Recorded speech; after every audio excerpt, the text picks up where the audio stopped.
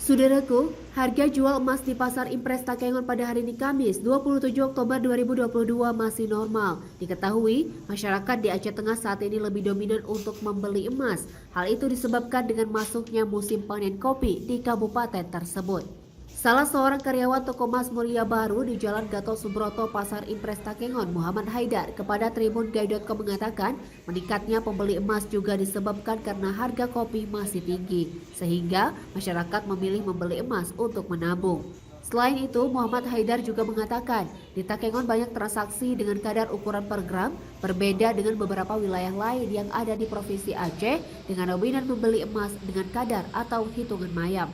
Emas murni per gramnya adalah Rp850.000. Untuk emas murni per mayamnya diketahui mencapai Rp2.550.000. Untuk emas London per gramnya Rp800.000. Untuk emas London per mayam ditaksir mencapai Rp2.400.000. Ini kalau bulan ini lagi membeli, Ya. karena situasinya kopi itu lagi panen kopi. Terus harganya sekarang berapa, Bang? Harga per gramnya, per mayamnya?